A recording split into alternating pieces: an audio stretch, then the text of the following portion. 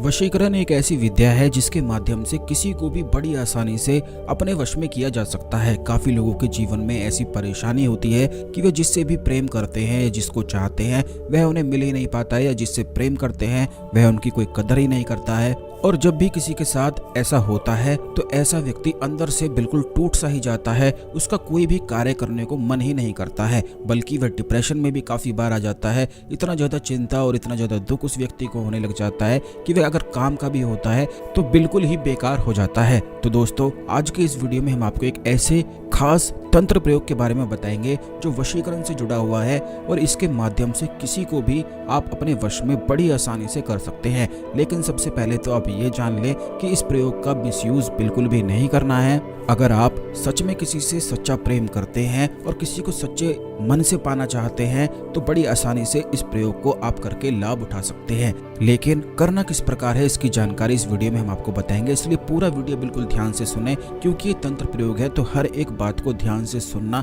और समझना बेहद आवश्यक होता है। जो ये तंत्र प्रयोग होते हैं इनमें खासियत ही यही होती है कि इनकी छोटी छोटी जो बातें होती हैं अगर आप इन्हें मिस कर देते हैं तो फिर इनका कोई भी लाभ नहीं मिलता है। तो पूरा वीडियो बिल्कुल अंत तक देखें, लेकिन उससे पहले भगवान शिव को नमस्कार कर लें। वीडियो को लाइक करके कमेंट बॉक्स में ओम नमः शिवाय लिखकर, जिससे भगवान शिव की कृपा आप पर हमेशा बनी रहे। तो दोस्तों, आपको बता दें कि हर एक व्यक्ति की अपनी ही अलग आत्मा होती है, और बस जो भी तंत्र प्रयोग होते हैं या वशीकरण सम्मोहन की जो विद्याएं होती हैं, आकर्षण की जो विद्याएं होती हैं, ये आत्मा के माध्यम से ही की जाती है। जैसे कि काफी लोग ऐसे होते हैं जो तंत्र को प्रैक्टिस करते हैं, तंत्र प्रयोग के बारे में जानते हैं, 7 चक्रों के बारे में जानते हैं, वो तो बड़ी आसानी से अपनी आत्मा तक पहुंच जाते हैं और उसी के माध्यम से आगे का तंत्र फिर वो करते हैं। लेकिन काफी लोगों के लिए ऐसा संभव नहीं हो पाता है। काफी लोग तो ध्यान भी नहीं लगा पाते हैं, बल्कि अगर कुछ लोगों को बोला जाए कि शांति से कमरे में अकेले बिल्कुल चुपचाप बैठना है तो वह अपने अकेलेपन से भी डरते हैं। तो यह हर किसी के बस की बात नहीं होती है। तो ऐसे हालातों में आपको केवल इतना करना है कि जैसे शरीर के नाखून होते हैं, शरीर के जो बाल होते हैं, उनमें उस व्यक्ति की एनर्जी होती है जिसे आप अपने वश में करना चाहते हैं, या फिर उसकी कोई ऐसी चीज जो उसे सबसे अधिक प्रिय हो वो अगर आप प्राप्त कर लेते हैं, या फिर उसके पहने हुए कपड़े आप प्राप्त कर लेते हैं, या उसकी कोई भी ऐसी चीज जिसे कुछ दिन उसने इस्तेमाल किया हो, अगर आपको ऐसी चीज मिल जाती है तो बहुत ही ज्यादा अच्छा है। आपको केवल इतना करना है कि एक लाल रंग का और एक पीले रंग का धागा लेकर आना है। अगर उसके नाखून या उसके बाल आपको मिलते हैं तो इन्हें जलाकर आपको इनकी राख बना लेना है। अगर इनके स्थान पर कोई ऐसी चीज मिलती है जिन्हें जलाया नहीं जा सकता है तो उन चीजों को आपको ऐसे ही रखे रखना है। आपको इस प्रकार करना है कि लाल और पीले धागे पर अपना और उसका नाम लिख लेना है, यानी कि पीले धागे पर लड़के का नाम आपको लिखना है और लाल धागे पर लड़की का नाम लिखना है। इस प्रकार से ही आपको लिखना है, और ये आप किसी भी स्केच पेन से बड़ी आसानी से लिख भी सकते हैं। और अगर आप लिख ना पाए तो आपको ये करना है कि किसी कागज पर लिखकर बस उस धागे पर आप चिपका दें। अब उसके बाद उन दोनों धागों को इस प्रकार से लपेटते जाना है, जैसे कि हाथ में पहनने वाला जो ब्रेसलेट बनाया जाता है 2 धागों को जोड़ के जैसे रस्सी बनाई जाती है, इसी प्रकार से आपको एक दूसरे में लपेटते हुए पूरे धागे को रस्सी बना देनी है। और आपको इतना लंबा धागा लेना है जितना लंबा आपका सीधा हाथ है। और जब तक आप इस धागे को लपेटेंगे तो आपको इस मंत्र का उच्चारण करना है, ओम क्रीम महाकाली सम्मोहनाय देवी मम कार्यम सिद्धिम में देही फट स्वाहा। बस इस मंत्र का उच्चारण करते करते मन ही मन में बस ऐसे रस्सी सी आप बना लें, और उसके पश्चात आपको एक मिट्टी का जो कुल्हड़ होता है वो आपको ले लेना है, या फिर मिट्टी का दिया मिलता है, मिट्टी का कोई भी छोटा सा बर्तन आपको मिल जाता है वो आपको ले लेना है। उस धागे को उस मिट्टी के बर्तन में आपको डाल देना है और उसमें ऊपर से शहद डालकर वो जो उसकी चीज़ें आपको प्राप्त हुई हैं उसी मिट्टी के जो कुल्हड़ आपने लिया है उसी में दबा देना है। तो ये बात आपको ध्यान रखनी है कि कोई भी चीज़ अगर आपको उसकी मिलती है, जैसे कि उसके इस्तेमाल किए हुए कपड़े आदि अगर आपको मिलते हैं, तो इतना बड़ा आपको कुल्हड़ लेना है,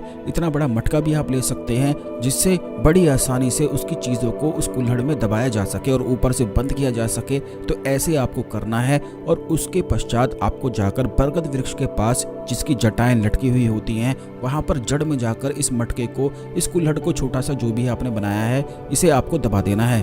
और जहां पर आपने दबाया है वहां पर आपको देखते हुए महाकाली के जो 64 गण होते हैं उनसे प्रार्थना करनी है कि हे महाकाली के 64 गणों, मेरी रक्षा करो और जिस व्यक्ति को मैं वशीकरण, अपने आकर्षण और सम्मोहन में बांधना चाहता हूँ उसे मेरे पास खींच कर लेकर आ जाओ। बस इस प्रकार से आपको करना है। और ये बात भी ध्यान रखनी है कि जब इस प्रयोग को आप करेंगे और अपने घर को लौटेंगे तो बीच रास्ते में आपको बहुत सारे ऐसे लोग मिलेंगे जो आपको टोकने लगेंगे, कुछ ना कुछ पूछने ही लगेंगे। तो आपको इस प्रकार करना है कि साइकिल या किसी मोटरसाइकिल पर बैठकर जाना है और वहां से कार्य करके सीधा बिल्कुल अपने घर पर आ जाना है, जिससे कोई भी आपको टोक ना सके और बिल्कुल भी पीछे मुड़कर आपको नहीं देखना है। बस इस प्रयोग को करते ही जाना है। लेकिन ये बात भी आपको ध्यान रखनी है कि जहां पर भी आप दबाकर आएंगे तो उस स्थान को आपको याद रखना है, उसके ऊपर कुछ पत्थर रख देना है जिससे आप पहचान सके, क्योंकि बाद में आपको ये कुल्हड़ 4 दिन बाद निकालना भी है।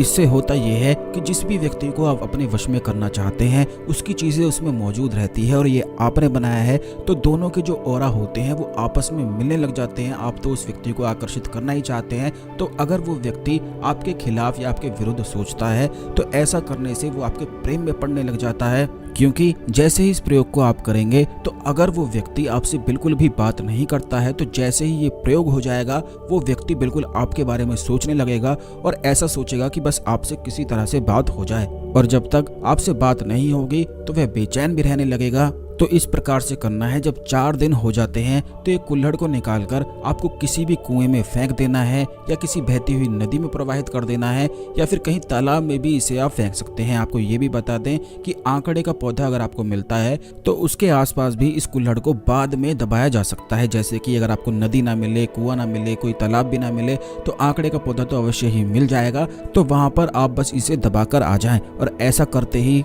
आप किसी महाकाली के मंदिर में जाएं और महाकाली के मंदिर में जो घंटी लगी होती है उसे 8 बार बजाकर आ जाएं। आपको ये भी बता दें कि मंदिरों में जो घंटी लगी हुई होती है उनका भी एक तंत्र रहस्य रहता है। आपने काफी लोगों को ऐसे देखा होगा कि कई लोग होते हैं 3 बार घंटी बजाते हैं, कई लोग होते हैं पूरा 108 बार बजाते ही चले जाते हैं। तो वे अलग अलग साधनाओं के लिए अलग अलग प्रकार से घंटी बजाई जाती है। क्योंकि जैसे ही आप घंटी को बजाते हैं तो अपने सीधे हाथ से बजाते हैं और उसी में 7 चक्र आपके वास करते हैं। और जो घंटी होती है वह पीतल की बनी हुई होती है और जैसे ही वह घंटी बजती है तो उसमें से ब्रह्मांडीय ऊर्जा निकलती है जो सीधा आकाश में जाकर आपकी इच्छाओं को पूर्ण करती है। तो इसके बारे में भी आने वाले वीडियोस में निश्चित ही हम आपको बताएंगे, क्योंकि इस चैनल में सबसे ज्यादा खास जानकारी आपको बताई जाती है जो किसी भी चैनल में बताई नहीं जाती है। तो इसीलिए चैनल को सब्सक्राइब करके बेल बटन अवश्य दबा कर रखें, जिससे आने वाले सभी वीडियो आपको समय पर मिला करें। तो जिस प्रकार हमने आपको ये बताया है कि अंत में आपको 8 घंटी बजाकर आ जाना है, बस इतना करने मात्र से आप स्वयं देखें कि जिस व्यक्ति को आप आकर्षित करना चाहते हैं वो बिल्कुल आपके सम्मोहन पाश में इस तरह से बन जाएगा कि 24 घंटे ही आपके बारे में सोचता रहेगा। लेकिन फिर आपको यह करना है कि उसके साथ बिल्कुल भी धोखा नहीं करना है। तो इसलिए इस प्रयोग को बिल्कुल सोच समझ के करना है, उसी व्यक्ति के साथ करना है जिससे आप बिल्कुल सच्चा प्रेम करते हैं। इस प्रयोग को बिल्कुल भी भूल कर भी मिसयूज ना करें, किसी व्यक्ति के साथ धोखा ना करें और किसी के साथ गलत भी बिल्कुल ना करें, क्योंकि महाकाली के जो प्रयोग होते हैं वे बिल्कुल सच्चे मन से किए जाते हैं और बिल्कुल भी गलत धारणाओं से बिल्कुल भी नहीं करने चाहिए। तो इन सब चीजों का आप ध्यान रखें। इस खास जानकारी को अन्य लोगों के साथ भी अवश्य शेयर कर दें जिन्हें इसकी जरूरत हो, जिससे सभी लोग इसका लाभ उठा सके। तो दोस्तों मिलते हैं अगले वीडियो में। ओम नमः शिवाय, हर हर महादेव।